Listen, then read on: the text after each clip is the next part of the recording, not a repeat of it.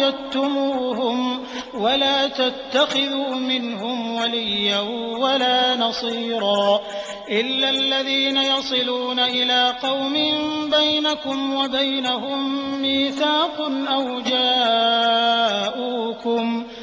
أو جاءوكم حصرت صدورهم أن. السلام عليكم ورحمة الله وبركاته. கண்ணியத்திற்குரிய எல்லாம் வல்ல அல்லாஹ் ஜல்ல ஷானஹு வ தஆலாவின் நல்லடியார்களே, இஸ்லாம் கூறும் குடும்பவியல் என்ற இந்த தொடரிலே கணவன் மனைவியருக்கு மத்தியில் என்னென்ன பிரச்சனைகள் எல்லாம் ஏற்படக்கூடாது என்ற விஷயங்களை தொடர்ச்சியாக நம்ம பார்த்து வருகிறோம். அதுல அடுத்ததாக கணவன் மனைவியருக்கு மத்தியில குடும்பத்தில் ஏற்படக்கூடிய பிரச்சனைகள்ல முக்கியமானது என்னன்னு சொன்னா, அவங்களுடைய ஒழுக்கம் சம்பந்தமாக, குறிப்பாக மனைவியுடைய ஒழுக்கம் சம்பந்தமாக கணவனுக்கு ஒரு சந்தேகம் ஏற்பட்டுவிடும். அந்த சந்தேகம் எப்படிப்பட்டதா இருக்கும்னு கேட்டா, அவனே அது கண்கூடா அதுக்கு சாட்சியா இருப்பான். அவனே குடும்பத்துல தவறான ஒரு நிலையில மனைவியை பார்த்தும் இருப்பான். இந்த மாதிரி பார்த்து இருக்குவான், அல்லது பார்க்காம கூட இது மாதிரி பார்த்தேன்னு சொல்லவும் செய்வான். பொய் சொல்லலாம்ல. மனைவியை தவறான ஒரு நிலையில தவறான ஒரு தொடர்பு கொள்ளக்கூடிய விஷயத்தை அறிஞ்சிருவான். அல்லது அவனுக்கு பிடிக்கலங்கிற காரணத்தினால மனைவியின் மீது வேணும்னு இந்த மாதிரி ஒரு பழியையும் போடுவான். இந்த மாதிரியான ஒரு பிரச்சனை வரும்னு சொன்னா அதை தீர்க்க இயலாது. இவ்வளவு பிரச்சனை, மனைவி சரியில்லை, அவ தவறான வழியில போயிட்டான்னு ஒரு கணவன் சொல்லிவிட்டானே, ஆனால் அதுக்கு பிறகு அது தீர்க்கிற ஒரு பிரச்சனையா இருக்குமாண்டா? இருக்காது. தீர்த்து விடக்கூடிய பிரச்சனையா இருக்குமே தவிர அதுக்கு பிறகு நீங்க சேர்ந்து இருங்கன்னு சொன்னோம்னு சொன்னா கண்டிப்பா அது அவங்களுக்கு மத்தியில ஒட்டவே செய்யாது. அப்ப அந்த மாதிரியான ஒரு பிரச்சனைகள் முத்தி போய் அவங்களுக்கு மத்தியில விவகாரங்கள் வந்தா அதை எப்படி தீர்த்து கொள்வது? அது போக என்னன்னு கேட்டா, கணவன் மனைவிக்கு மத்தியில கணவனுடைய பொருளாதாரம் சரியில்லை, அல்லது கணவனுடைய ஒரு ஆண்மை அவனுக்கு இல்லாம இருக்கிறது, அல்லது கணவன் குடிகாரனா இருக்கிறான், கெட்டவனா இருக்கான், கொடுமைப்படுத்தி கொண்டிருக்கிறான், அது மாதிரி மனைவி சொல்லு கேட்க மாட்டேங்கிறா, இப்ப தாய் வீட்டுக்கே போயிடுறா, கணவனோட வாழ்வதற்கு மறுக்கிறா. இந்த மாதிரியான நிறைய பிரச்சனைகள் எல்லாம் கணவன் மனைவிக்கு மத்தியில் ஏற்படும். இதெல்லாம் பிரிவினையை நோக்கி செல்லக்கூடிய ஒரு சூழ்நிலைகள். இப்ப இந்த மாதிரி கணவன் மனைவிக்கு மத்தியில தீர்க்க முடியாத அளவுக்கு பிரச்சனைகள் முத்தி போகுமையானால் ஒவ்வொரு பிரச்சனைகளையும் எப்படி அணுக வேண்டும் என்பதற்கு இஸ்லாத்துல தெளிவான வழிகாட்டுதல் இருக்கிறது. முதலாவதாக, இந்த மாதிரி பிரச்சனைகள் ரொம்ப ஓவரா முத்தி போகும் பொழுது அதுக்கு சீரியஸான ஒரு முடிவுக்கு மனுஷன் ஏன் வர்றான்னு கேட்டா, அவன் கோபத்துல ஒன்னும் ஆனோம், கோபத்தில் அவர்கள் எடுக்கக்கூடிய முடிவு இருக்கு பாருங்க, அதுதான் பெரும்பாலான பிரிவினைக்கு காரணமாக இருக்கிறது. நிதானமா சிந்தித்து பார்ப்பார்கள், ஏனால் ஆகா நம்ம தப்பு செஞ்சிட்டோமே என்று விளங்கக்கூடிய ஒரு நிலைமையை நம்ம பார்க்கிறோம். முதலாவதாக நம்ம என்ன செய்யணும், இந்த மாதிரி பிரச்சனைகள் வரும் பொழுது இந்த கணவனே எனக்கு வேணாம் என்ற நிலைக்கு ஒரு பெண் வரும் பொழுது, இந்த மனைவியே எனக்கு வேணாம் என்ற அளவுக்கு வரக்கூடிய நேரத்தில் அந்த முடிவை நாம கோபத்தில் எடுக்கிறோமா, அமர யோசித்து எடுக்கிறோமா என்பதில் நம்ம கவனம் செலுத்த வேண்டும். கோபத்தில் எடுக்கிற முடிவு எதுவுமே என்ன இருக்காது, சரியானதா இருக்காது. ஆத்திரக்காரனுக்கு புத்தி மட்டும்னு சொல்லுவாங்க. அப்ப ஆத்திரம் வந்துருச்சுன்னு சொன்னா எவ்வளவு பெரிய அறிவாளியா இருந்தாலும் சரி, அவனை கோபம் ஏற்படுத்திட்டோம்னு சொன்னா அவன் அறிவுபூர்வமா பேச மாட்டான், மடையன் மாதிரி தான் பேசுவான். அவன் என்னதான் அறிவு இருந்தாலும் அந்த அறிவை நிதானமா கொண்டு போற அளவுக்கு என்ன இருக்கணும், சூழ்நிலை இருந்தா தான் அறிவும் வேலை செய்யும். அப்ப முதலாவது நம்ம கவனிக்க வேண்டிய என்னன்னு கேட்டா, குடும்ப வாழ்க்கையில என்ன பிரச்சனை வந்தாலும் சரி, கோபம் வறுமையானால் அதை அடக்கி பழக வேண்டும். முதல் விஷயம், உடனே எடுத்தங்க விட்டுறக்கூடாது. பிரிந்துதான் ஆகணுங்கிற அளவுக்கு முத்தி போனா கூட அந்த முடிவை எடுப்பதற்கு முன்னாடியும் நம்ம என்ன செய்ய, நிதானமா யோசிக்க வேண்டும். நபிகள் நாயகம் ஸல்லல்லாஹு அலைஹி வஸல்லம் சொல்றாங்க, லைஸ ஷதீது பிஸ்ஸுரா, வீரன் என்பவன் வலிமையாக தாக்குகிறான அதை கொண்டு தீர்மானிக்கப்படுவது இல்லை. வீரன் யார் என்று சொன்னால், தனக்கு கோபம் வரும் பொழுது தன்னை கண்ட்ரோல் பண்ணி கொள்கிறானே, தன்னை கட்டுப்படுத்திக் கொள்கிறானே, அவன் தான் வீரன். ஒரு வீரனாக இருப்பது எல்லாருக்கும் நல்லது. நம்ம வீரனுக்கு என்ன அளவுகள் வச்சிருக்கிறோம், நான் ஆம்புலன்னு காட்டணும்னு சொல்லி வீரத்தை காட்டுறேன்னு சொல்லிட்டு சட்டை பொண்ணு எல்லாத்தையும் என்ன செய்யறது, பானையை உடைக்கிற மாதிரி உடைச்சு போடுறது. அந்த மாதிரி செஞ்சால் அது ஒரு கோழைத்தனம். நபிகள் நாயகம் ஸல்லல்லாஹு சொல்றாங்க, இன்னம ஷதீதுல்லதி யம்லிகு நஃப்ஸஹு இந்தல் கலப், கோபம் வரும் பொழுது தன்னை யார் கண்ட்ரோல் பண்ணி கொள்கிறானோ அவன் தான் வீரன். அப்படி இல்லாதவன் கோழை. அவசரப்பட்டு கோபத்தில் முடிவெடுக்கிற யாரா இருந்தாலும் அவர்கள் கோழைகள், அவர்கள் வீரமற்றவர்கள் தன்னுடைய மனசை தனக்கு கட்டுப்படுத்த முடியாது. அவன் வீரன். அவன் முதல்ல அடுத்த ஆள் நீ கண்ட்ரோல் பண்றதுன்னு உன்னையே உனக்கு கண்ட்ரோல் பண்ண இயலுமா? உன்கிட்ட உள்ள சைத்தான் அடக்கணுமா? கோபங்கிற சைத்தான் தானே. அப்ப நம்மிடத்துல உள்ள சைத்தானை நம்ம அடக்கல என்று சொன்னா அது வீரம் கிடையாது என்று நபிகள் நாயகம் ஸல்லல்லாஹு அலைஹி வஸல்லம் அவர்கள் இந்த கோபத்தை ரொம்ப எச்சரிக்கிறாங்க. இது புகாரில 6114வது ஹதீஸில் இடம்பெற்றிருக்கிறது. 2 பேர் நபிகள் நாயகம் ஸல்லல்லாஹு அலைஹி வஸல்லம் காலத்துல பயங்கரமா சண்டை போட்டுட்டு இருக்காங்க. அவர் திட்டுறாரு, அவர் இவரை திட்டுறாரு. பயங்கரமா நரம்புகள்லாம் புடைக்க, கண்கள்லாம் சிவந்து போற அளவுக்கு என்ன செய்யறாங்க? 2 பேரும் சண்டை போட்டுட்டு இருக்கிறார்கள். அப்ப நபிகள் நாயகம் ஸல்லல்லாஹு அலைஹி வஸல்லம் சொல்றாங்க, இந்த ஆளு கோபத்துல கத்திக்கிட்டு இருக்கிறாரு. அதை பார்த்துட்டு சொல்றாங்க, ஒரு ஆளு ஏதோ கடனும் கொடுக்கல் வாங்கல் இருக்கு போல இருக்கு, இன்னொரு ஆளுக்கு அதுல கொடுக்கலன்னு கோபம் வருது. அந்த கோபத்துல என்ன ஆகுது? இவர் என்ன பேசணும்னு தெரியாம பேச ஆரம்பிக்கிறாரு. அதை ரசூல் ஸல்லல்லாஹு அலைஹி வஸல்லம் பார்த்துக்கிட்டு இருக்கிறாங்க. அப்ப அவங்க சொல்றாங்க, இவர் சரியான கோபத்தில் இருக்கிறாரு, ஆனா இதுக்கு மருந்து எனக்கு தெரியும். அவர் சொன்னார், அந்த மருந்தை பயன்படுத்தினார்னு சொன்னா அவர்கிட்ட இப்ப கோபம் போயிடும் அப்படிங்கிறாங்க. அது என்ன மருந்து? அவுது பில்லாஹி மினஷ் ஷைத்தானிர் ரஜீம் ஒரு சொன்னார்னு வைங்க, உடனே கோபம் இறங்கிடும். இவர் சரியான கோபத்தில் இருக்கிறாரு. அந்த கோபத்தை கோபத்தை அடக்கிறதுக்கு வழி தெரியாம தான் கோபப்படுறோம். நம்ம கோபப்பட்டா கூட கோபத்தை அடக்க வழி தெரிய மாட்டேங்குதுல. அதனாலதான் நம்ம என்ன சொல்றோம், அந்த கோபத்தை அப்படி கண்டினியூவா கொண்டு போயிடுறோம். அதுவே பிரஷர், பலவிதமான நோய்களை வேற உண்டாக்கி விடும். அப்ப கோபம் வரக்கூடிய நேரத்தில் என்ன செய்யணும்? டக்குன்னு அவுது பில்லாஹி மினஷ் ஷைத்தானிர் ரஜீம் என்று சொல்லிவிட்டாரையானால் உடனே நெஞ்சறேன் அந்த கோபம் சைத்தான் வருதுன்னு விளங்குது. கோபம் வரும்போது சைத்தான் பாதுகாப்பு தேடினா அவர் கோபத்தை உண்டாக்குறவன் யாரு? சைத்தான் அந்த வேலையை செய்யறான்.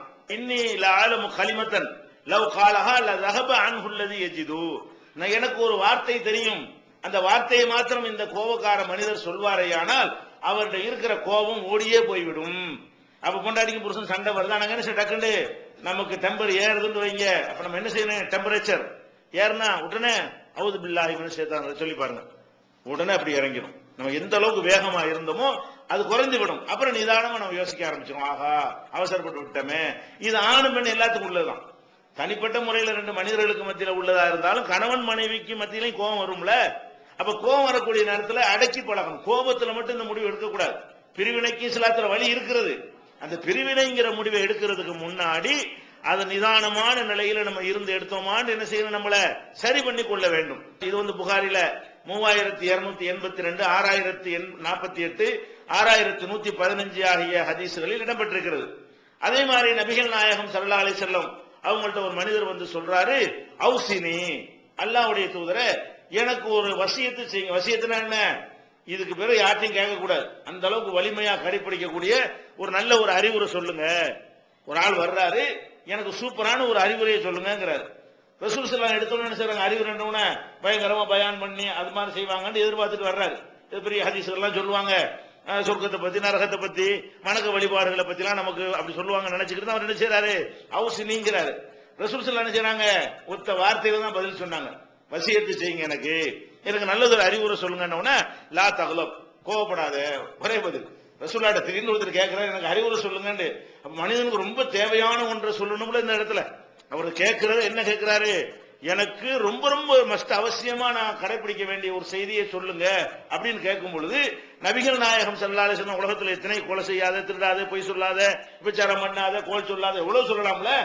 எவ்வளவு கெட்ட செயல்கள்லாம் இருக்கத்தானே செய்யுது. அதையெல்லாம் சொல்லாம என்ன பண்றாங்க? இது பயங்கரமான விளைவுகளை, டேஞ்சரான விளைவுகளை ஏற்படுத்தும். கோபம்ங்கிறது ஒரு செயல் அல்லது, அது வந்துருச்சுன்னு சொன்னா ஏராளமான பாதிப்புகளை ஏற்படுத்திவிடும். ஏராளமான கெட்ட செயல்கள் நம்மிடமிருந்து கொலையும் செய்யறான கோபம் காரணமா இருக்கா இல்லையா? பொண்டாட்டிய தலாக்கு சொல்றான கோபம் காரணமா இருக்கா இல்லையா? அது மாதிரி எத்தனை நண்பர்கள் பிரிஞ்சு போயிடுறாங்கன்னா கோபம் காரணமா இருக்கா இல்லையா? தாய் தந்தைக்கு உள்ள உறவு அருந்து போயிருதுன்னா அது கோபம் காரணமா இருக்கா இல்லையா? அவனுக்கே பிரஷர் ஏற்பட்டு ரொம்ப பிரச்சனையாகி அது மாதிரி உடல் பாதிக்கப்படுதுன்னு அது கூட கோபம் காரணமா இருக்கா இல்லையா?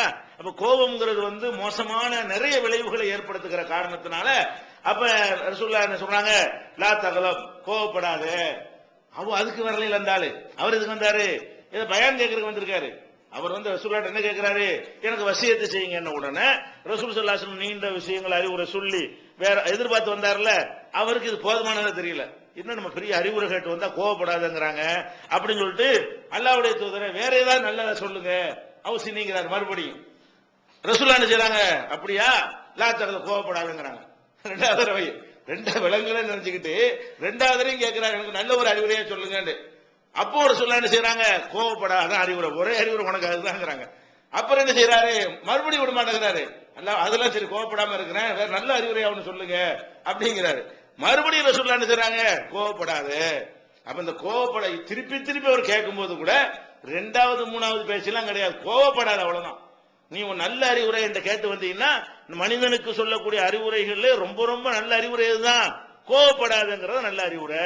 அது நிறைய விஷயங்கள் நம்ம முடிவுகள் சரியா எடுக்கணும். ஒரு மனிதன் வாழ்க்கையில இந்த சரியான முடிவு எடுக்காம தடுக்கிறது கோபம் தானே. ஒரு நீதிபதி இருக்காரு, கோபத்தோட தீர்ப்பளிச்சா என்னவாகும், நிரபராதி குற்றவாளி ஆக்கிடுவாரா இல்லையா? ஒரு குற்றவாளி நிரபராதி எவ்வளவு கேடுகள்லாம் வந்துவிடும். அதனால இந்த கோபம்ங்கிறது நம்ம எடுக்கிற முடிவுகள் தப்பா போயிடும். ஒரு கடையில வியாபாரம் பண்ற விஷயத்துல கோபப்பட்டா, வாடிக்கையாளர் கோபப்பட்டா வியாபாரம் ஓடி போயிடும், கஸ்டமர் வரமாட்டாங்க. எல்லாமே கோபம் தானே காரணமா இருக்கிறது. நம்ம வாழ்க்கை மொத்தத்தையும் பறிச்சு போட்டுவிடும் கோபம் வந்துருச்சுன்னு சொன்னா. இப்படின்னு சொல்லி ஃபரத்தத மிராரன், பல தடவை அவர் திருப்பி திருப்பி கேட்கிறாரு. எத்தனை தடவை வரவே இல்லை, எனக்கு நல்ல ஒரு அறிவுரை சொல்லுங்க திருப்பி திருப்பி கேட்கிறாரு. கேட்கும் பொழுதெல்லாம் ரசூல் ஸல்லல்லாஹு அலைஹி வஸல்லம் அவருக்கு சொன்ன அறிவுரை என்ன, லா தகலு, கோபப்படாது. அப்ப இந்த கோபம்ங்கிறது எல்லா விதமான தீமைகளுக்கும் ஆணிவராக இருக்கிறது. அப்ப குடும்ப வாழ்க்கையில உங்களுக்கு என்ன பிரச்சனை, எந்த மாதிரி பாரதூரமான சண்டைகள் முத்தி போனாலும் கூட என்ன செய்யணும், கோபத்துல முடிவெடுக்கிறாங்க. கோபம் வந்தா என்ன செய்யுங்க, ஏதாவது மாத்திக்கிறீங்க, வேற ஏதாவது செஞ்சுட்டு போங்க. இது புகாரில 6116வது ஹதீஸாக இருக்கிறது. இன்னொரு வழியை ரசூலுல்லாஹ் சொல்லி தர்றாங்க. கோபம் வந்துருச்சுன்னு சொன்னா உங்களுக்கு அவுது பில்லாஹி மினஷ் ஷைத்தானிர் ரஜீம் சொல்லுங்க, கோபம் போயிடும். அல்லது கோபம் வந்துச்சுன்னு சொன்னா நீங்க நின்று கொண்டு இருக்கும் பொழுது கோபம் வந்துச்சுன்னு வைங்க, உட்கார்ந்துருங்க, போயிடும் கோபம். உட்கார்ந்துட்டு இருக்கையில கோபம் வந்துச்சுன்னு வைங்க, படுத்துருங்க. ஏன் அதை சொல்றாங்க, முதல் சொன்னது ஆன்மீக ரீதியா சைத்தான இதை உண்டாக்குறான், அதனால சைத்தான் இருந்து அல்லாஹ்ட்ட பாதுகாப்பு தர்றது, அது ஒரு வகை. ரெண்டாவது என்ன, இந்த ரத்தம் பயங்கரமா ஓடுது இல்லையா, சீராக்கணும். படுத்துற சீரா ஓட ஆரம்பிச்சிருமா இல்லையா, ரத்த ஓட்டம் நின்றுட்டு இருக்கையில ஓடுறதை விட படுக்குமே என்ன ஆயிரும், அது சமமா இருக்குமா இல்லையா, ஒரே மாதிரி சீரா ஓட ஆரம்பிச்சிடும். அந்த சேஞ்ச் பண்ணக்கூடிய நேரத்தில் ரத்த ஓட்டம் சீராயிருச்சுன்னா கோபம் வராது. கோபம் வர்றதுக்கு அதெல்லாம் ஒரு காரணம். அப்ப நரம்பு பொட்டுச்சு அந்த மாதிரிலாம் வருதுல.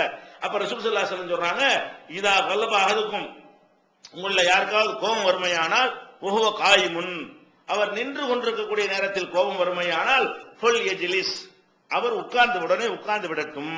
ஃபைன் ஸஹப அன்ஹுல் கலபு, உட்கார்ந்தவுடனே கோபம் போயிருச்சுன்னா சரி பிரச்சனை இல்ல, உட்கார்ந்தும் கோபம் போகல சொன்னா ஃபல் யல்தஜி, படுத்துக் கொள்ளட்டும். நிக்கும் போது கோபம் வந்தா பயங்கர கோபத்தை ஏத்துறாங்க, டபக்குன்னு சேர்த்து உட்கார்ந்து வேண்டியது. உட்கார்ந்து என்ன வாயிறேன், பாதி கோபம் குறைஞ்சிடும். அதையும் மிஞ்சி இருந்துச்சுன்னு வைங்க, ரொம்ப அதிகமா முத்தி போயிருச்சுன்னு வைங்க, பத்தாது. அப்ப ரத்த ஓட்டம் சரியா சீராவாது. டபக்குன்னு படுத்து தலவாணி கொண்டு படுத்துற வேண்டியதான். படுத்துட்டு எல்லாம் என்ன வாயிரும், உங்களுக்கு கோபம் மாறி போய்விடும். அப்ப இந்த கோபம்னு வந்துருச்சுன்னு சொன்னா சைத்தான்ட பாதுகாப்பு தேடிக்கிறங்க. இருக்கிற நிலையில இருந்து ஒரு அடுத்த நிலைக்கு நீங்க மாறுங்க, தன்னால கோபம் போயிரும். இதெல்லாம் ஒரு வழிமுறையா சொல்லி தந்திருக்கிறார்கள். இது குடும்ப வாழ்க்கைக்குன்னு சொன்ன அறிவுரை இல்ல, இது பொதுவாக ரசூலுல்லாஹ் சொன்ன ஒரு அறிவுரை தான். ஆனா குடும்ப வாழ்க்கையிலும் கோபம் வரும்ல, அதுக்காக இந்த குடும்ப பிரச்சனைகள் வரக்கூடாது என்பதற்காக வேண்டி அதுலயும் நம்ம இந்த விஷயத்தை என்ன செய்யணும், கவனித்துக் கொள்ள வேண்டும். அதுக்கப்புறம் கணவன் சைட்ல இருந்து வச்சுக்கிறோம், ஆம்பளை சைட்ல இருந்து பொம்பளை மேல நிதானமாக சிந்திச்சு பார்த்துட்டான், இது சரிப்பட்டே வராது, இவளோட வாழவே முடியாது என்கிற அளவுக்கு அவனுக்கு என்ன ஒரு அர்த்தனை செய்யும். என்னதான் நீங்க சொன்னாலும் அதுக்குன்னு உள்ள காரணங்கள் அவனுக்கு மட்டும் தெரிஞ்ச விஷயங்கள். இல்லற வாழ்க்கைங்கிறது கணவனுக்கு தெரியும், மனைவிக்கு தெரியும். அவங்களுக்கு உள்ள என்ன அதிருப்தி இருக்கிறது, என்ன குறை இருக்குன்னு யாராலையும் கண்டுபிடிக்க இயலாது. அப்ப அந்த மாதிரி ஒரு நேரத்தில் வந்துகிட்டு இவன் சைட்லையும் வேணவே வேணான்னு உறுதியா இருப்பான், அவ சைட்லையும் என்ன செய்வா, சில நேரங்கள்ல இவன் எனக்கு வேணவே வேண்டியது இல்லை, ஆளு வேணாம், எனக்கு ரத்து பண்ணி விட்டுருங்க என்று சொல்லக்கூடிய நிலைமை பெண்களுக்கும் ஏற்படும். அப்ப இதுதான் ஒரு பாரதூரமான ஒரு பிரச்சனை. இது வந்துச்சுன்னு சொன்னா உடனடியாக நினைஞ்சிடக்கூடாது, விவாகரத்து பண்ணிடக்கூடாது. விவாகரத்து தான் பண்ணி ஆவணுங்கிற அளவுக்கு வந்து விட்டார். அதுக்கு முந்தைய நிறைய வேலைகள்லாம் நம்ம சொல்லியிருக்கிறோம், கோவப்படக்கூடாது, சந்தேகப்படக்கூடாது, நம்ம அன்பு செலுத்தணும், அவங்க செய்ய தியாகத்தை நினைச்சு பார்க்கணும், ஒருத்தருக்கு ஒருத்தர் உறுதுணை எல்லாத்தையும் சொல்லிட்டோம். இதெல்லாம் செஞ்சு பார்த்த பிறகு வேற வழியே இல்லைன்னு உங்களுக்கு வறுமையானால் அதுக்கு நீங்க என்ன செய்யணும்னு கேட்டா, தலாக்குங்கிறது போகக்கூடாது.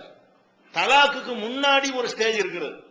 அதாவது அந்த இல்லற வாழ்க்கையில மனைவிமார் மேல் கோவப்பட்ட உடனே அவர்கள் மீது அந்த அதிருப்தியாக எடுக்கக்கூடிய நடவடிக்கையில தலாக்கு தான் நடவடிக்கைன்னு எல்லாம் வழங்கி வச்சிருக்கிறாங்க.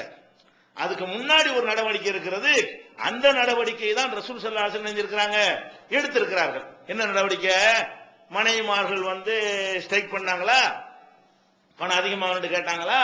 இதுல எல்லாம் நபிகள் நாயகம் ஸல்லல்லாஹு அலைஹி வஸல்லம் கோவம் வந்து என்ன செஞ்சாங்க?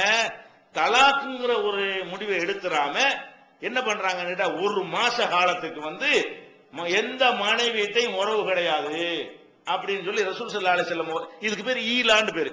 ஈலான்னு சொன்னா அல்லாஹ்வின் பேர்ல சத்தியம் செய்து, அல்லாஹ்வின் சத்தியமாக ஒரு மாசத்துக்கு நான் வந்து உன்னோட சேர மாட்டேன், உன்னோட உறவு வச்சுக்கிற மாட்டேன் அப்படின்னு ஒருத்தர் சொல்வதற்கு பேர் என்னது? ஈலான்னு பேரு. இந்த ஈலாங்கிறதுல ரெண்டு விதமா இருக்குது. ஒன்னு வந்து ஒரு மாசத்துக்கு சேர மாட்டேன், 10 நாளைக்கு சேர மாட்டேன், 20 நாளைக்கு சேர மாட்டேன், 2 மாசத்துக்கு சேர மாட்டேன்னு ஒரு முடிவு எடுங்க. நீங்க தலாக்கு தானே விரும்புறீங்க, அப்படி தனியா இருப்பீர்ல, அவ தனியா நீங்க தனியா இருப்பீர்ல, அப்படி இருக்கக்கூடிய நேரத்தில் எல்லாம் உங்களுக்கு ஞாபகத்துக்கு வரும். ஆஹா, நம்ம பிரிஞ்சது சரியா? இந்த ஒரு மாசமே நமக்கு சரியா பிரிஞ்சது தப்புன்னு தெரியுத, நம்ம எப்படி நிரந்தரமா பிரிகிறது? அதாவது பிரியறதுக்கு முன்னாடி அது வந்து சோதனையாக பிரியணும். நெசமா பிரியறதுக்கு முன்னாடி என்ன செய்யணும்? ஒரு டெஸ்ட் பண்ணணுமா இல்லையா? நம்ம சோதனைக்காக பிரிஞ்சு இருந்து பார்ப்போம். அந்த அந்த அந்த பயிற்சி தான் இது. உங்க கோபம் வருதுல, மனைவி மேல கோபம் வருதுல, ஒரு மாசத்துக்கு உனக்கு எனக்கு ஒட்டு இல்லைன்னு போ அப்படின்னு சொல்லிட்டு தனியா போய் இடத்துல உட்காந்துக்க. நீ சாப்பாடு கூட தனியா ஹோட்டல்ல சாப்பிட்டுக்க. ரசூல் அப்படிதான் பிரிஞ்சுக்கிட்டாங்க, மேல ஏறி உட்காந்துட்டாங்க, யார்ட்டையும் எந்த ஒரு பேச்சுவார்த்தையும் வச்சுக்கல. அந்த மாதிரி ரசூல் ஸல்லல்லாஹு அலைஹி வஸல்லம் அவர்கள் ஒரு மாச காலம் செஞ்சாங்க. இந்த மாதிரி ஈலா என்று சொல்லக்கூடியது வந்து நேரம் குறித்து நீங்கள் அப்படி செஞ்சீர்களேயானால் அந்த நேரம் முடிஞ்ச பிறகு ஒரு முடிவு எடுக்கணும். என்ன முடிவு எடுக்கணும்? ஒரு மாசம் இருந்து பார்த்துட்டோம், நல்லா யோசிச்சுட்டோம், இது சரியா வராது, இவ எனக்கு வேணாம் அப்படின்னு வர்றதுக்கு வாய்ப்பு இருக்கிறது. ஒரு மாசமா 2 மாசமா நீங்க பிரிஞ்சு இருந்த பிறகு என்ன வரும்? அவளுக்கும் கணவனுடைய அந்த பிரிவு அவளுக்கும் ஒரு தாக்கத்தை ஏற்படுத்தும், அவளிடத்துல சில மாற்றங்கள் ஏற்படும். அது மாதிரி இவனிடத்திலும் என்ன செய்யும்?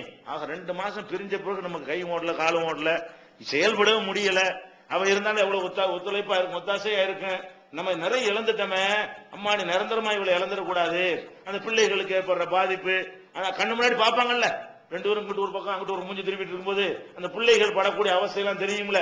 இங்கிட்ட வாப்பா கூப்பிடுறதா, அம்மா கூப்பிடுறதா, ஏதாவது பிரச்சனை யார்ட்ட கொண்டு போறதெல்லாம் அதெல்லாம் பார்க்கக்கூடிய நேரத்தில் அவனுக்கு என்ன ஓடும்? ஆஹா, டைவர்ஸ் லெவலுக்கு போயிட்டோம்னு சொன்னா பயங்கரமான விளைவுலாம் ஏற்படும். நிறைய மேட்டர்ல இருக்காது, அதுக்கு பின்னாடி இருக்கிறது. அப்ப சோதனை மூலமா நம்ம வந்து டெஸ்ட் பண்ணி பார்க்கணும் அப்படின்னு சொல்லிட்டு என்ன செய்யணும்? அதை வந்து பார்க்கணும். அது தன்னால முடிவு மாறிக்கணும்.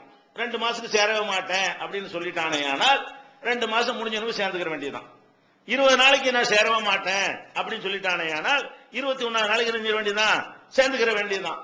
அதுக்கு பிறகும் அவன் கான்பிடண்டா இருந்தா தான் டைவர்ஸுக்கு உள்ள அடுத்த ஸ்டெப்புக்கு போகணும். அடுத்த டைவர்ஸ் கிடையாது, உடனே டைவர்ஸ், உடனே ரத்து பண்ண எந்த தந்தியில தலாக் கிடைக்கிறான். இவன் எப்படி ஆளுட்டு தலாக்குங்கிறது கல்யாணம் பண்ணி 25 வருஷம் 15 வருஷம் பொம்பளை வாழ்ந்து விட்டு என்ன செய்யறான்? எஸ்எம்எஸ்ல தலாக் அனுப்புறான். தலாக்குன்னா என்ன விளையாட்டா? எஸ்எம்எஸ்ல போய் என்ன போஸ்ட் கார்டுல தலாக்குங்கிறான், போன்ல தலாக்குங்கிறான். அப்ப தலாக்கு நிறைய, தலாக்குக்கு அவ்வளவு கண்டிஷன் இருக்கு மார்க்கத்துல. அந்த கண்டிஷனை யாருமே பேணுவது கிடையாது, தௌஹீதுல உள்ள ஆட்களும் பேணுவது கிடையாதுன்னா அவங்களுக்கு சொல்லப்படவில்லை. தலாக்குடைய நிறைய கண்டிஷன்கள் வந்து அவங்களுக்கு தெரியவே இல்லை. தலாக்குன்னா என்னது? இந்த மற்றவர்கள் நம்மளை விமர்சனம் பண்றாங்களே, அது மாதிரி தான் நம்ம செஞ்சுக்கிட்டு இருக்கிறோம். அவங்க விமர்சனம் பண்றதுலையும் தப்பு இல்லை. அந்த அளவுக்கு மோசமான நம்ம ஆளுக்கு என்ன செய்யறாங்க? தலாக்க மார்க்கம் சொல்லக்கூடிய விதத்தில் பயன்படுத்தாமல் அவங்க தன்னிச்சையா பயன்படுத்தி கொண்டிருக்கிறார்கள். அந்த டைவர்ஸ்ங்கிற நிலைக்கு அப்புறமேல் போய்க்கிறோம். இந்த ஈலாங்கிறது நீங்க விளங்கி கொள்ள வேண்டும். ஈலாண்டா என்னது? நான் உன்னை சேரவே மாட்டேன், அல்லாஹ் மேல சத்தியமா சேர மாட்டேன் முட்டையா ஒருத்தன் சொல்றான். என்ன சொல்லல? 1 மாசம் 2 மாசம் டைம் போட்டு சொல்லல. இப்படி சொல்றது ஒரு வகை. இப்படி சொல்லுவானேயானால் இதுக்கு அல்லாஹ் டைம் போட்டுறான். என்ன டைம் போடுறான்? உன்னை சேரவே மாட்டேன் என்று சொல்றான். அல்ல ஒரு காலம் சேர மாட்டேன், என்னாலும் சேர மாட்டேன், ஒரு கேம நாள் வரைக்கும் சேர மாட்டேன், சாவுற வரைக்கும் சேர மாட்டேன் இப்படி சொல்லிவிட்டான். இது டைம் இருக்கா? இதுக்கு டைம் இல்ல. 10 நாள் 15 நாள் டைம் போடல. சாவுற வரைக்கும் சேர மாட்டேன்னா பர்மனன்ட் தானே. இந்த மாதிரி ஒருவன் சொல்லிவிட்டானேயானால் அதுக்கு அல்லாஹ் என்ன பண்றான்னு கேட்டா, அப்படிலாம் நீங்க செய்ய முடியாது. நீ மட்டும் சாவுற வரைக்கும் சேர மாட்டியா, என்ன பண்ணுவா? அப்புறம் நீ மட்டும் சாவுற வரைக்கும் சேர மாட்டான், பெண்ணுடைய வாழ்க்கையில் அப்படி விளையாடுவீங்களா? அப்படி நல்லா என்ன பண்றான்? இப்படி யாராவது சொல்லிவிட்டார்களே ஆனால் இவர்களுக்கு 4 மாசம் டைம் தர்றான்.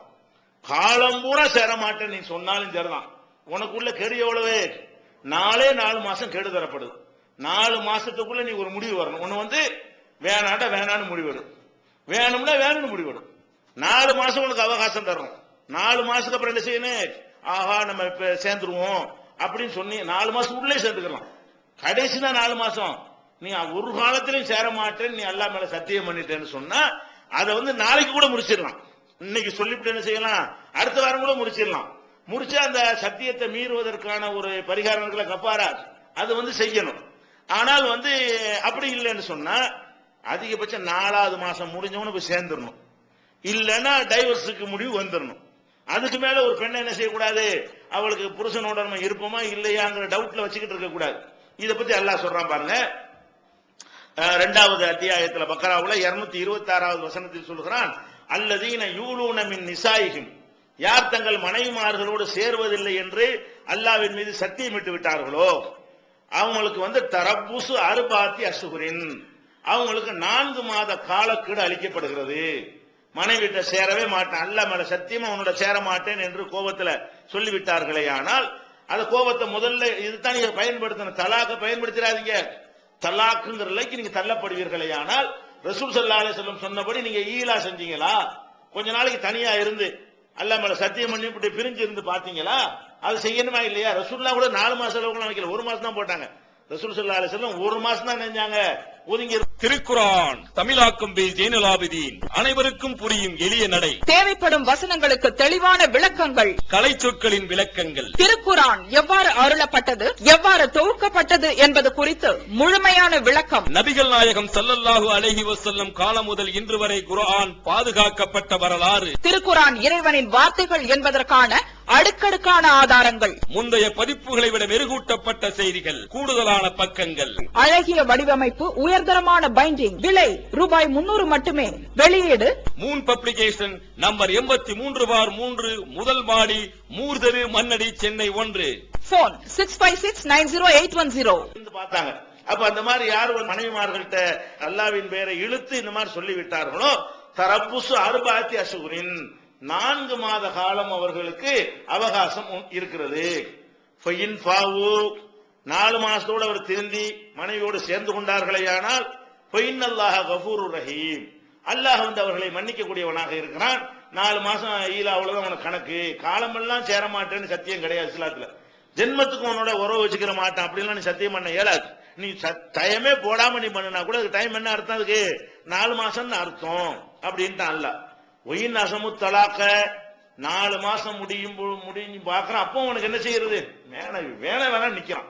4 மாசம் பிரிஞ்சு இருந்து பார்த்து, 4 மாசம் அவருடைய உறவு நட்பு அவருடைய நெருக்கம் எதுவும் இல்லாம இருந்து பார்த்து, அதுக்கடுத்து 121வது நாள்ல அவனுக்கு என்ன வருது, இது சரி வரா, இவன் நமக்கு வேணா நிக்கிறான். அப்ப இது இனிமே சேர போதா? 4 மாசம் வரைக்கும் பிரிஞ்சு இருந்து பார்த்த பிறகு நான் அதுதான் செய்வேன் அப்படின்னு சொன்னீங்கன்னு சொன்னா அப்ப என்ன செய்ய வேண்டியதான், பெண்டிங்ல வச்சிருக்க கூடாது. ஒயின் அசமு தலாக்க, தலாக்கு என்பதை அவர்கள் திட்டவட்டமாக 4 மாசம் முடிஞ்ச உடனே சேர்றதுன்னு முடிவெடு, இல்லைன்னா தலாக்குன்னு முடிவெடு. 4 மாசம் பிரிஞ்சு இருந்து பார்த்து விட்டு 2ல் ஒரு முடிவு எடுத்தீர்களே ஆனால் ஃபைன்னல்லாஹ சமீஉன் அலீம், அல்லாஹ் எல்லாத்தையும் கேட்டுக்கொண்டும் அறிந்து கொண்டும் இருக்கிறான், அவனை ஏமாத்த இயலாது, நீங்க அல்லாஹ் பயந்து நடந்துக்கிறீங்க. இது 2:220 அடுத்தடுத்த வசனம். 2:226, 2:227 இந்த சட்டத்தை அல்லாஹ் சொல்லி தருகிறான். இது தலாக்குல கணக்கு வராது, தலாக்குடைய ஒரு நம்பர் ஒன்று கழிஞ்சிடாது. இதுக்கு போய் தனியா ஒரு கல்யாணம் பண்ணிக்கிற வேண்டியதும் கிடையாது, சும்மா போய் சேர்ந்துக்கிற மேட்டர் தான் இது. இது என்ன செய்யும், நம்ம பிரிந்து இருக்கிறது டெஸ்ட் சோதனை பண்ணி பார்த்து கொடுக்கணும். நமக்கு நாம என்ன செய்யறோம், அவளுக்கு ஒரு சோதனை உங்களுக்கு ஒரு சோதனை. அவளும் என்ன செய்வா, சில கோபத்துல உங்களை ஆத்திரப்படுத்துற மாதிரி இருந்தா கூட 4 மாசம் அப்படி பிரிஞ்சவன யோசிச்சு பாப்பா, இப்படி இப்ப நான் 2 மாசம் நம்ம இப்படி கஷ்டப்படுறோமே, 4 மாசம் ஆனா என்ன செய்யும், அவ தன்ட்ட தவறு இருந்துச்சுன்னு வைங்க, தன்னுடைய போக்க மாத்திக்கிறவாளா இல்லையா? அவள்கிட்ட தவறு இருந்தாலும் மாத்திக்கொள்ள வாய்ப்பு இருக்கிறது, உங்கள்கிட்ட தவறு இருந்தாலும் நீங்க உங்களை மாத்திக் கொள்வதற்கான வாய்ப்பு இருக்கிறது. அதனால இதை கவனத்தில் கொள்ள வேண்டும். அடுத்து அல்லது என்ன செய்யணும், நபிகள் நாயகம் ஸல்லல்லாஹு அலைஹி வஸல்லம் சொன்ன மாதிரி டைம் போட்டு செய்யணும். அவங்க என்ன செஞ்சாங்க, 1 மாசம் மனைவி மாட்ட சேர மாட்டோம்னு செஞ்சாங்க. அதுக்கடையில ஊரு போனா என்ன வச்சு ரசூலுல்லாஹ் தலாக்கு விட்டாங்கன்னு பேரா போச்சு. உமர் ரலியல்லாஹு அன்ஹு கேட்பாங்க இல்லையா, முதல்ல சொல்லிட்டு அந்த சம்பவத்தை. அப்ப அந்த மாதிரி பிரச்சனை என்ன செஞ்சாங்க, இல்ல நான் ஈலா பண்ணிருக்கிறேன், அவங்களுக்கு ஒரு பாடம் படிச்சு கொடுக்கறதுக்காக வேண்டி நினைச்சிருக்கிறேன், 1 மாச காலத்திற்கு அப்படி சொன்னாங்க. ஆலாமின் நிசாஹி ஷஹரன், 1 மாச காலத்துக்கு ரசூல் ஸல்லல்லாஹு அலைஹி வஸல்லம் அவர்கள் மனைவிமாரோடு சேர்வது இல்லை என்று சத்தியம் செய்தார்கள் வருது. அதுல கூட பாருங்க, அந்த டைம் முடிஞ்சுட்டா எப்படா முடிக்கிறேன்னு இருக்க, 1 மாசம் சத்தியம் பண்ணிட்டாங்கன்னு வைங்களேன், அதுக்கு முன்னாடியே முடிக்கலாம், முடிச்சா அது கஃபாரா கொடுக்கணும். அந்த 1 மாசம் முடிஞ்சு முடிக்கிறதா இருந்தால் உடனே சேர்ந்துக்கிற வேண்டியதான். நபிகள் நாயகம் ஸல்லல்லாஹு அலைஹி செய்றாங்கன்னா 1 மாசம் அந்த 29 நாள் முடிஞ்சிச்சுல, உடனே மனைவிட்ட போய் சேர்றதுக்கு போறாங்க, மனைவிமார்கிட்ட சந்தோஷம் பேசுறதுக்கு. அப்ப கேக்குறாங்க, நீங்க 1 மாசம் சொன்னீங்கல்ல, 29வது நாள் தானே ஆயிருக்குது, அப்படின்னு ரசூலுல்லாஹ் என்ன சொல்றாங்க, மாசங்கள் 29 இருக்கு போப்பான்ட்டாங்க. 30 மட்டும் மாசம் கிடையாது, 29 மாசம் தான். அப்ப இது மாதிரியா ஒருத்தர் மாச கணக்கு போட்டு செஞ்சாங்கன்னா 29 போதும். இதுல நம்ம சட்டம் எடுத்துக்கொள்ளலாம். இந்த பிறை பாக்குறது நோன்பு வைக்கிறதுக்கு தான் அந்த பிறையை பார்த்து முடிவு எடுக்கிறது. பொதுவா வந்து ஒரு 2 மாசத்துல தர்றேன் அப்படின்னு 60 நாள்ல தரணும் அர்த்தம் கிடையாது. இஸ்லாத்துல 58 நாள்ல தரணும் அர்த்தம். ஒரு ஆள் என்ன செய்யறோம், 2 மாசத்துல உனக்கு தர்றேன்னு சொல்லிவிட்டோம். இஸ்லாத்துல 2 மாசத்துல இருக்க அர்த்தம் என்ன, 29 நாள் தான் மாசத்துக்கு. ஈலா ஒரு மாசம் ஈலா பண்றாங்க. அடுத்து பிறைய பார்த்து கணக்கு பண்ணி நாளை முடிவு பண்ணாங்க. குறைஞ்சபட்சம் 29, ஒரு மாசம் 29 இருக்கும், ஒரு மாசம் 30 இருக்கும். அப்ப நபிகள் நாயகம் ஸல்லல்லாஹு அலைஹி வஸல்லம் அவர்கள் 29 நாள் மட்டும் ஒதுங்கி இருந்துட்டு 30வது நாள்ல போய் சேர்ந்து கொள்கிறார்கள் மனைவிமாரோட. அப்ப என்ன சொல்றாங்க, ஹதிய கூணு திசாவும் இஸ்ரீன், மாசம்ங்கிறது 29 நாள் இருக்கும். போ அவ்வளவுதான், ஒரு மாசம் நான் ஈலா பண்ணிட்டேங்கிறாங்க, நான் கரெக்டாக நிறைவேற்றினேன் அப்படிங்கிறாங்க. அப்ப இதுல இருந்து அந்த ஒரு சட்டத்தையும் எடுத்துக்கொள்ளலாம். இது புகாரியில 1910, 1911, 2469, 5201 நிறைய இடங்கள்ல இருக்கு புகார்ல.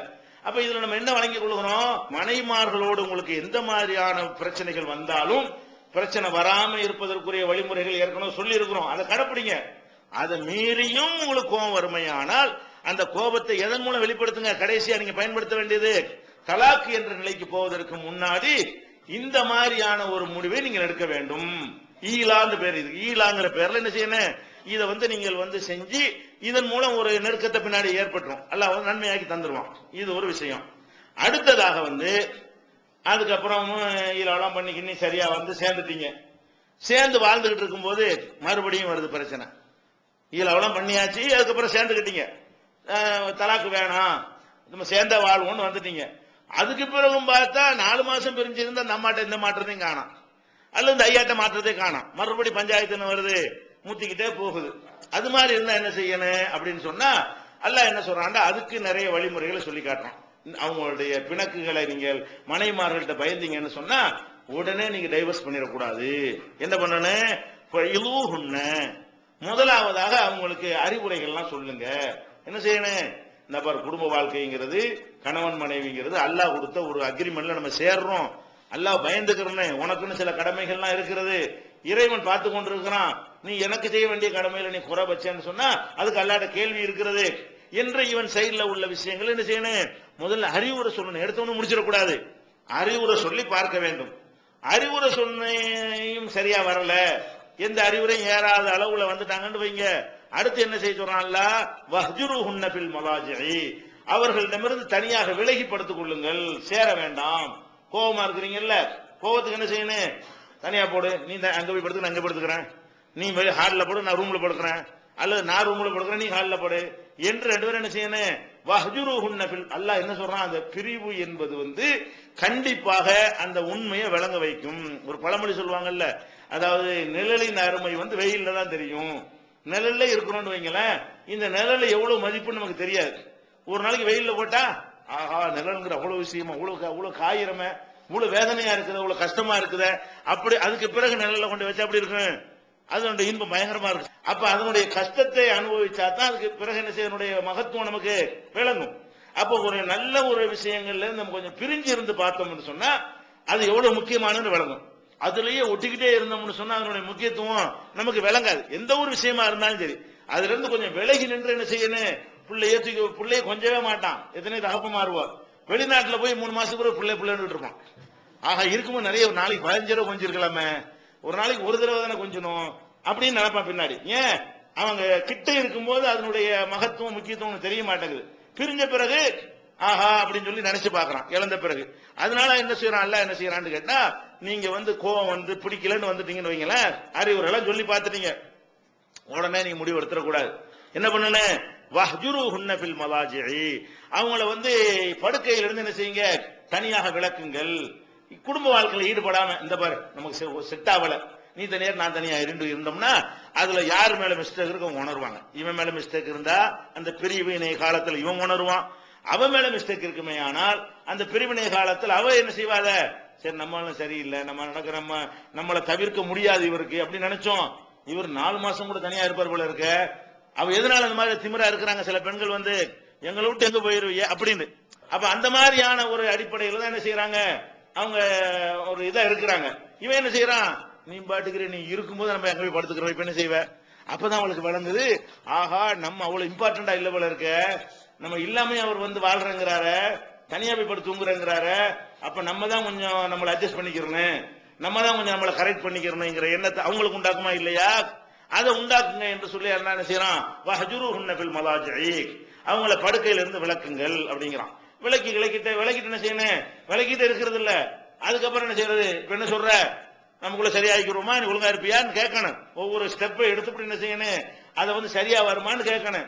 அதெல்லாம் போய வேலையை பார்த்துட்டு போய அப்படிங்கிற மறுபடி இந்த அறிவுரையும் சொல்லி அதையும் கேட்காம அதுக்கப்புறம் தனியா 2 மாசம் 3 மாசம் படுத்து பார்த்த பிறகு நீ போய் படுத்துட்டு போ அப்படின்னு சொன்னாங்கன்னு வைங்க. அப்ப இது என்ன ஒரேடியா இதுக்கு மசங்கிற மாதிரி இல்லைன்னா அப்ப அடிக்கிறது அனுமதிக்கிறான். ஓதரி போகணும். அதுக்கு பிறகு உனக்கு அறிவுரை சொல்லி கேட்கல, பிரிஞ்சிருந்து பார்த்தாச்சு, குடும்பத்துல ஒழுங்கா வாழ்வையா இல்லைன்னு தட்டணும் வழங்குதா, அது அல்ல அப்படி சொல்றான். ஒதரி போகணும். அவங்க என்ன செய்யுங்க, சேர்றதுக்கு தான் முயற்சி பண்ண சொல்றான். என்ன சொல்றான், எப்போ ஒருத்தன் அடிக்கிறேன்னு வாங்கிட்டானோ விட மாட்டான், சேரத்தான் ஆசைப்படுவான். அப்ப அந்த மாதிரியான ஒரு சைக்காலஜில என்ன செய்யறான், அவங்களை அடிக்கிற கூட ரசூலுல்லாஹ் என்ன சொல்றாங்க, எல்லாரும் கைர முபர்ரஹின், அதுக்காண்டி அறுவலை எடுத்துட்டு உருட்டுக்கட்டை எடுத்துக்கணும், அடிக்க கூடாது, முகத்தில் அடிச்சிடக்கூடாது, அதெல்லாம் ரசூலுல்லாஹ் தடுத்து இருக்கிறாங்க. சும்மா ஒரு தடுத்துட்டு என்ன செய்யணும், சும்மா ஒரு அடையாளத்துக்கு அடிக்கிறது தான். ரசூலுல்லாஹ் வந்து விளக்கம் கொடுத்துட்டாங்க, மொட்டையா அடிக்கிறது இதுல இருந்தாலும் ஒரு அடையாளமாக என்ன செய்யணும், அடிங்க. அதுக்கடுத்து எல்லாம் சொல்றான், ஒன்னா செஞ்சு பார்த்துட்டீங்களா, அதுக்கு பிறகு என்னடா இது, ஒதுங்கி நிற்கவும் ரெடியா இருக்கிறாரு, பயான் பண்ணவும் ரெடியா இருக்கிற, முதல்ல பயான் பண்ணி பாக்குறோமா, அதுக்கப்புறம் என்ன செய்யறோம், நீ அங்க ஏறி அங்கே இருங்கிறமா, அவள் கொஞ்சம் கொஞ்சமா ஒரு ஆட்டம் காணும், என்னடா இது, அப்புறம் தடுத்துறோமா, என்ன இது நம்மளை அடிக்கிற அளவுக்கு வந்துட்டார, அப்ப என்னவாயிரும், நம்ம வந்து ஒரு அளவுக்கு நம்மளும் கொஞ்சம் சரியா தான் போகணும் அப்படின்னு வந்து விட்டார்களே, அத்தானக்கும் அவர்கள் கட்டுப்பட்டு விட்டார், சரியாகி விட்டார்களே, ஆனால் பலா தபுகு அலைஹின்ன சபீலா, அவர்களுக்கு எதிராக வேற எந்த நடவடிக்கை எடுத்து விடாதீர்கள். என்ன சொல்றான், எல்லாத்தையும் விட்டுருணும். ஏன்னா அவங்க சரியாயிட்டாங்கல்ல, சரியான பிறகு பழசையெல்லாம் போட்டு கிளறிட்டு இருக்க கூடாது. நேற்று உள்ளது 1000 சண்டைகள் இருந்துட்டு போகுது, இவ்வளவு இந்த நடவடிக்கைக்கு பிறகு எதுக்குங்க போட்டு நம்ம ஒன்னா இருப்போங்க அப்படின்னு சொல்லி விட்டார்களே, ஆனால் அதெல்லாம் முடியாதுன்னு நீ எகிரிக்கிட்டு போக கூடாது. அல்ல என்ன சொல்றான், சில அப்படியே இருக்கு சண்டையில் என்ன செய்யறது, அவங்க எகிரிட்டு இருக்கும், இவன் அடங்கி போயிட்டு இருப்பாரு, அவங்க சரிங்க நம்ம அதெல்லாம் முடியுமா அப்படிமா, இவன் தான் காம்ப்ரமைஸ் பேசுவான். இது மனுஷன்ட்ட ஒரு இயல்பா இருக்கு. சண்டையில இருந்தாலும் என்ன செய்வான், அவன் எதிரி இருக்கும்போது இவன் வந்து அடங்கி பேசிட்டே இருப்பான். அவன் போனா போது இவனை போட்டு ஏன் போட்டு மிரட்டணும் இறங்கிட்டான்னு வைங்களேன், அப்புறம் இவருக்கு ஏறிக்கணும். இவரு அதெல்லாம் முடியாது, சேர முடியாது. இப்படி சொல்ற ஆளுகளும் நீங்க பாக்குறீங்க. அல்ல அதெல்லாம் செய்யக்கூடாதுதான். பெண்கள் நீங்க பேசுறீங்க, சில அறிவுரைகள் சொல்றீங்க, மிரட்டி பாக்குறீங்க, இதெல்லாம் செஞ்சு பார்த்து ஒழுங்கா வரலன்னு வந்துட்டாங்கன்னு சொன்னா எந்த பழசையும் கிளறக்கூடாது. பையனத்தானக்கும் நீங்க சொல்ற விஷயத்தை ஒழுங்காக கேட்டு, சொல்ற விஷயம் தான் என்ன, குடும்ப வாழ்க்கையில் ஒழுங்கா நடக்கிறது அது மேட்ரு, அதுதான் சொல்ல வர்றான். உடைச்சு சொல்லாம் மூடல சொல்றான். பையனத்தானக்கும் அவர்கள் உங்களுக்கு கட்டுப்பட்டு நடக்க ஆரம்பித்து விட்டார்களே, ஆனால் பலா தபுகு அலைஹின்ன சபீலா, அவங்களுக்கு எதிராக வேற எந்த ஒரு வழியையும் தேடாதீர்கள். இன்னல்லாஹ கான அலியன் கபீரா, உங்களுக்கு மேல அல்லாஹ் பெரியவனாகவும் உயர்ந்தவனாக, நீங்க உயர்ந்தவன் நினைச்சிட்டு இருக்கிறீங்க, அல்லாஹ் உங்களுக்கு மேல பெரியவனாகவும் உயர்ந்தவனாகவும் இருக்கிறான் என்பதை யாபகத்தில் வச்சுக்கிறீங்கன்னு சொல்லி 4வது அத்தியாயத்துல 34வது வசனத்தில் எல்லாம் சொல்றான். இதுக்கப்புறம் இப்படி வருதா, இதுக்கப்புறம் சரியா வரல, என்ன எல்லாம் செஞ்சு பார்த்தாச்சு. அப்புறம் குடும்பத்தில் உள்ளவர்கள் இதை கவனிக்கணும். குடும்பத்தில் உள்ளவங்க என்ன செய்யணும், இவங்க 2 பேரும் எப்படி இருக்கிறாங்க, ஒழுங்கா வாழ்றாங்களா, என்ன பிரச்சனை நடந்துகிட்டு இருக்கிறது, பெண்ணுடைய தாய்க்கு அதுல கவனம் இருக்கணும், பெண்ணுடைய தகப்பனுக்கு அதுல பொறுப்பு இருக்கிறது, மாப்பிள்ளைய தாய் தகப்பனுக்கும் பொறுப்புல இருக்கு, நம்ம மகனுக்கும் மருமகளுக்கும் சரியில்லை அப்படிங்கறதெல்லாம் அவங்க என்ன செய்யணும், கவனிக்கணும். கவனிச்சு என்ன செய்யணும், என்னடா அப்படி பிரிஞ்சு படுக்கிறாங்க, அங்க தனியா இருக்கிறாங்க, இங்க தனியா இருக்கிறாங்க, வெளியே போனா நாளைக்கு வரவே மாட்டேங்கிறாரு, வெளியே தங்கிடுறாரு, அடிக்கிற வீட்டுக்கு வந்துகிட்டு இருப்பாரு, இதெல்லாம் என்னதே ஒரு சிம்டம்ஸ் காட்டுது அப்படின்னு வெளியே தெரிய ஆரம்பிச்சிடும். அவங்க என்னதான் மூடிக்கிட்டு மறைச்சாலும் என்ன செய்யும், அவங்களுடைய ஒவ்வொரு நடவடிக்கைகளும் காட்டு இது நடிக்கிறாங்க, அவங்களுக்குள்ள எந்த விதமான அந்யோன்யமும் இல்ல, இது வந்து ஃபார்மாலிட்டிக்கு எல்லாம் நடிக்கிறாங்கன்னு என்ன செய்யணும், பழிச்சுட்டு தெரிஞ்சு போயிடும்.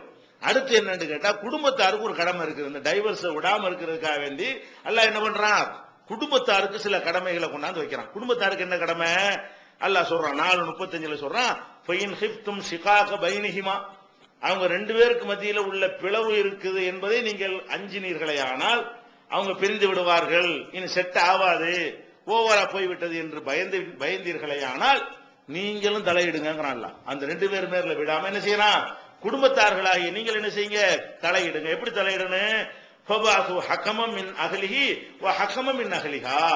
அவள் சைடுல அவ தரப்புல ஒரு நடுவரையும் இவன் தரப்பில் ஒரு நடுவரையும் வைத்து பேசுங்க.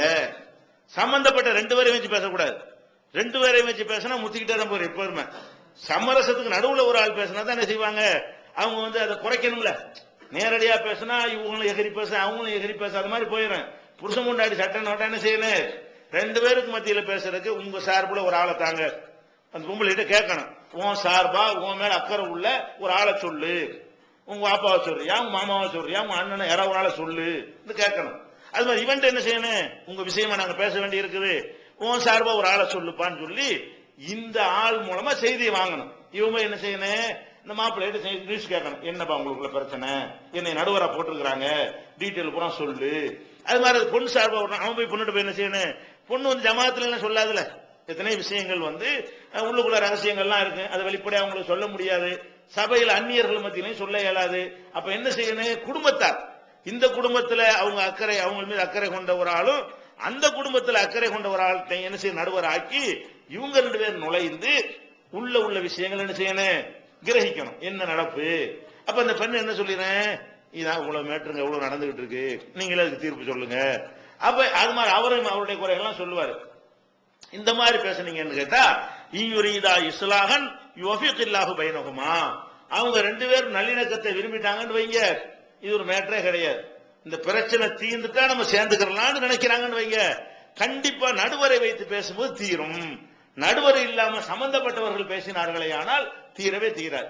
எந்த ஒரு விவகாரம், இந்த காஷ்மீர் பிரச்சனை பாகிஸ்தான் இந்தியாவும் பேசினா தீருமா, தீர மாட்டேங்குது. 60 வருஷம் பேசுறாங்க, தீரவே மாட்டேங்குது. நடுவுல ஒரு ஆளை கூப்பிட்டு வச்சுட்டு உங்க என்னடா உங்க 10 நிமிஷம் தீர்ந்து போயிடும். ஒரு நடுவுல ஒரு ஆளை வச்சு பேசினா என்ன, 10 நிமிஷம் தான். உன் பிரச்சனை சொல்லு, உன் பிரச்சனை சொல்லு, இதுல நீ சொல்ற தப்பு, நீ சொல்ற தப்புன்னு புடிச்சு போயிருங்க. அப்ப நடுவர் இல்லாம பேசிட்டு இருக்கனாலதான் தீர மாட்டேங்குது எத்தனை பிரச்சனைகள். அல்லாஹ் என்ன பண்றான், அந்த குடும்பத்துல சண்டை வறுமை ஆனால் அப்ப இந்த தலாக்கையை உடனே அனுமதிக்கிறான் இல்ல, எது அனுமதிக்கிறான், பிரிஞ்சு போங்க, தனியா இருந்து பாருங்க, அறிவுரை சொல்லி பாருங்க, கடைசியா 2 குடும்பத்தாரும் தலையிடுங்கன்னு சொல்லி அதையும் அல்லாஹ் சொல்லிட்டு அதுக்கெல்லாம் பிறகுதான் என்ன செய்யறான், நீ வந்து சரி முடியலையா, டைவர்ஸ் பண்ணுங்கிற அளவுக்கு வந்துட்டியா, அப்ப நீ டைவர்ஸ் பண்ணிக்க, டைவர்ஸ்ங்கிற முடிவுக்கு வா, விவாகரத்துங்கிற முடிவுக்கு வா.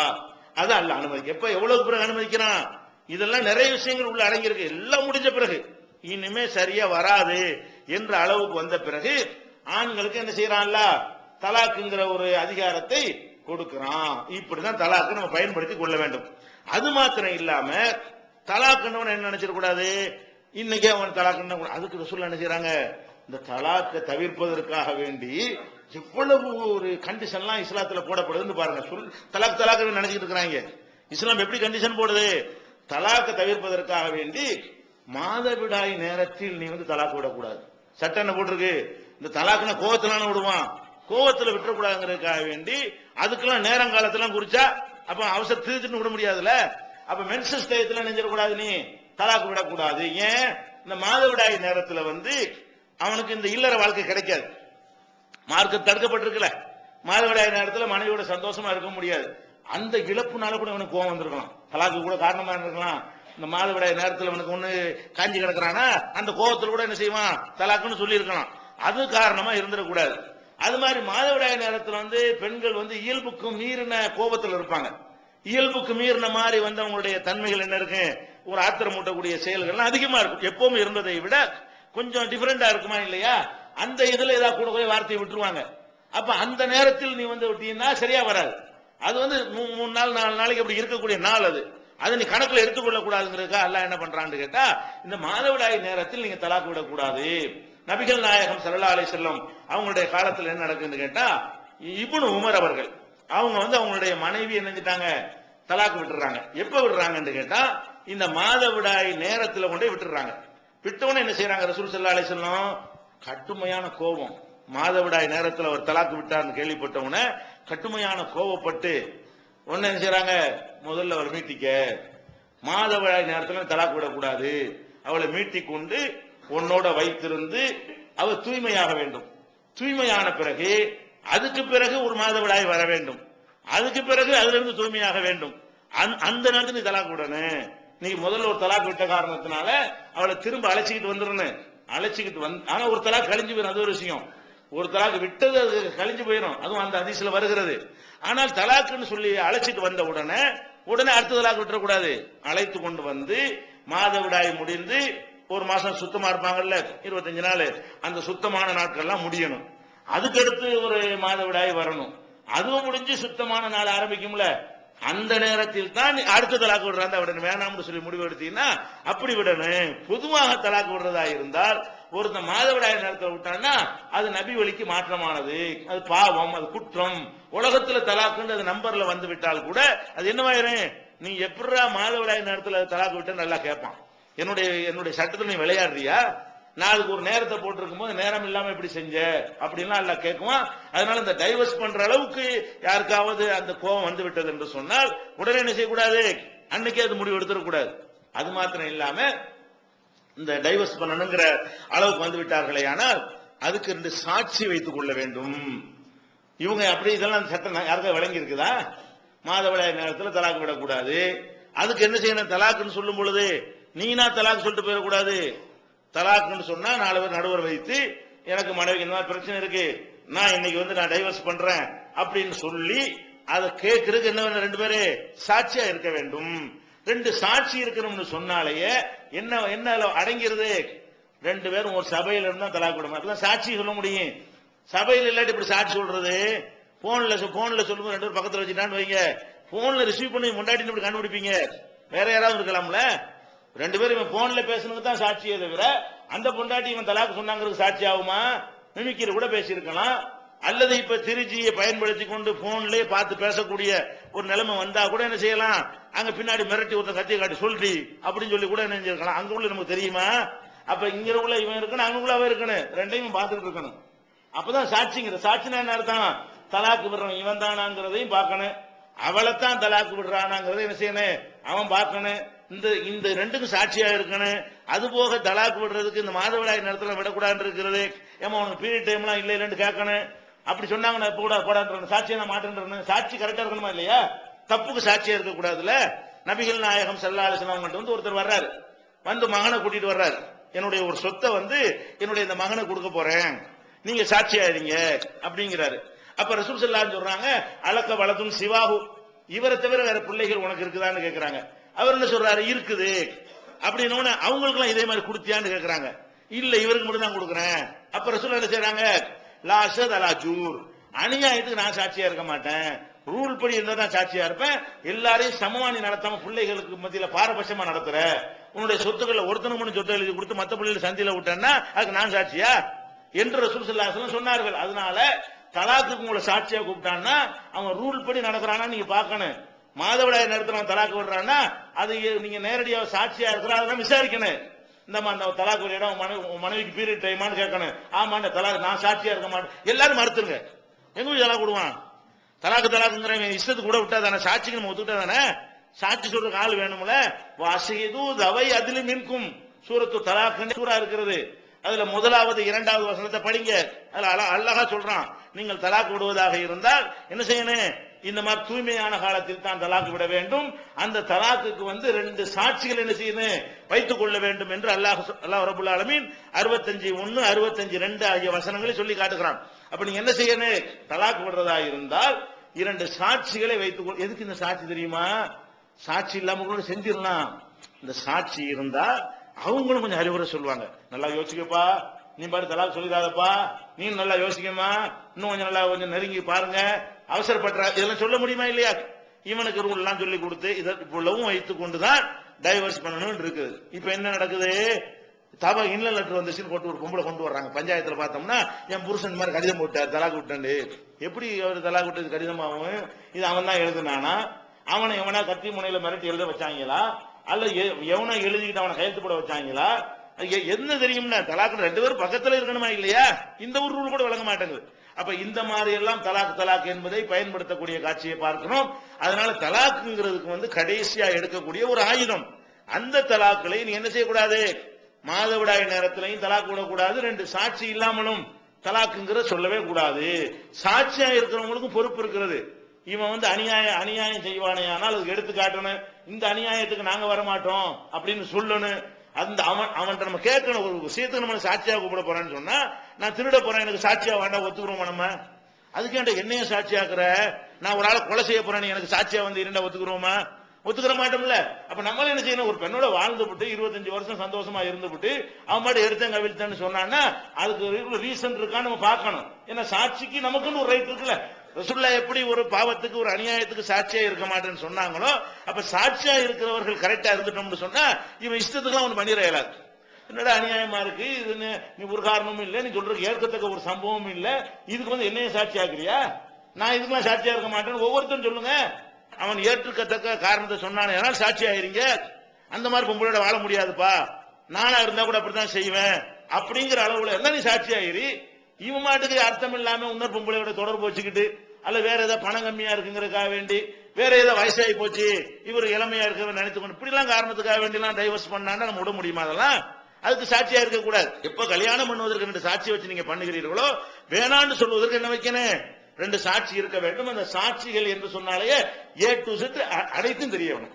அவங்க 2 பேருக்குள்ள மத்தியில் உள்ள பிரச்சனைகள் அனைத்தும் தெரிஞ்சாதான் அது நியாயமா அநியாயமா, நம்ம இதுக்கு சாட்சியா இருக்கலாமா வேணாமா என்பதெல்லாம் முடிவு செய்யலாம். இதெல்லாம் தலாக்குல உள்ள ஒரு ஷர்த்தாக இருக்கிறது. இது இல்லாம தலாக்கு விவாகரத்துங்கிற அளவுக்கு வந்து விட்டோமே ஆனால் அதுல இன்னும் நிறைய அதுல உள்ள கூடுதலான கண்டிஷன்கள்லாம் இருக்கிறது. தலாக்குங்கிற லெவலுக்கு வரும் பொழுது இன்னும் என்னென்னலாம் கவனிக்க வேண்டி இருக்கிறது அதெல்லாம் தெரிந்து கொண்டு அதுக்கப்புறம் பெண்கள் அந்த மாதிரி வேணான்னு கணவனை வேணான்னு சொன்னால் அவங்க எப்படி அதை எடுத்துக்கொள்வது, இதெல்லாம் சட்டங்கள்லாம் இருக்குது. இன்ஷா அல்லாஹ் அதை வந்து அடுத்த நாள்ல பார்க்கலாம். திருக்குரான் தமிழாக்கம் பி ஜெயினுலாபிதீன். அனைவருக்கும் புரியும் எளிய நடை. தேவைப்படும் வசனங்களுக்கு தெளிவான விளக்கங்கள். கலை சொற்களின் விளக்கங்கள். திருக்குரான் எவ்வாறு அருளப்பட்டது, எவ்வாறு தொகுக்கப்பட்டது என்பது குறித்து முழுமையான விளக்கம். நபிகள் நாயகம் ஸல்லல்லாஹு அலைஹி வஸல்லம் காலம் முதல் இன்று வரை குர்ஆன் பாதுகாக்கப்பட்ட வரலாறு. திருக்குரான் இறைவனின் வார்த்தைகள் என்பதற்கான அடுக்கடுக்கான ஆதாரங்கள். முந்தைய பதிப்புகளை விட மெருகூட்டப்பட்ட செய்திகள், கூடுதலான பக்கங்கள், அழகிய வடிவமைப்பு, உயர்தரமான பைண்டிங். விலை ரூபாய் 300 மட்டுமே. வெளியீடு மூன் பப்ளிகேஷன், நம்பர் 83/3, முதல் மாடி, மூர்தரு, மண்ணடி, சென்னை 1. போன் 65690810.